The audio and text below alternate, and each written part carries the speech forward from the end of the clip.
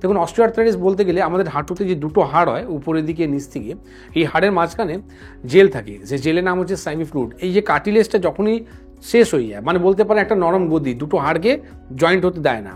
এই যে নরম যে গদিটা রয়েছে, এই গদিটা যখনই শেষ হয়ে যায় তখন দুটো হাড় জুড়ে যায়, আর জুড়ে গিয়ে ঘষণ খেতে চালু করে দেয়।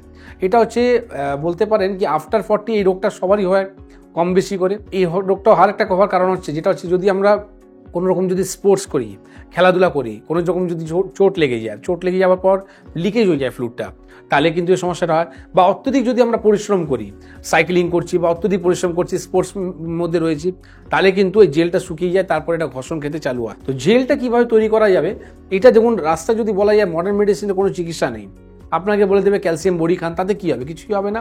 হয়তো সামান্য আপনার হয়তো ব্যথা কম বেশি করে হবে। এখানে আপনাকে ফ্লুইডকে তৈরি করতে হবে। এই ফ্লুইডকে তৈরি করার জন্য অনেক রকম দেখবেন ইঞ্জেকশন আছে বাজারে, সেটা আপনাকে ইঞ্জেকশন পুশ করা হয়। কিন্তু ইঞ্জেকশন পুশ করে দেওয়ার পরও কিন্তু দেখা যায় পেশেন্টের পা কিন্তু ফুলে যায়, সোয়েলিং এসে যায়, আবার কিন্তু লাস্টে আপনাকে বলে দেওয়া হয় এই নি রিপ্লেসমেন্ট করতে। কিন্তু একটা কথা আপনাকে বলে দিই, আমাদের যে ন্যাচারাল যে জোরটা রয়েছে বা ন্যাচারাল যে একটা পাওয়ারটা রয়েছে, এই পাওয়ারটা নষ্ট হয়ে যায় অপারেশন করার পর।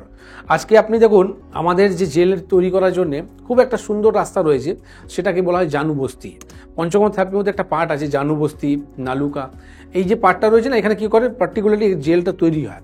তো যখন আমার জেল তৈরি হতে চালু হয়ে যাবে, তাহলে কী হবে, এই যে গ্যাপিংটা ভরে যাবে। তো গ্যাপিংটা যখনই ভরে গেল, তখনই ঘষণ খাওয়াটা মিটে যাবে। তো এই যে আমরা সমস্যাটা মিটে গেল, কোনো রকম যাতে আমরা কোনো পেনফুল নয়। হ্যাঁ, আপনাকে একটা জিনিস একটা মাথা আসতে পারে কি, যদি আমি অপারেশন যদি করাবো, যেরকম যে কষ্টটা হয়, কি ওই রকম কষ্ট হয়? কোনো রকম কষ্ট দিন, টোটালি আরামদায়ক। তো এটা যদি আপনি নেন, অস্টিওআর্থ্রাইটিস থেকে বাঁচতে পারবেন।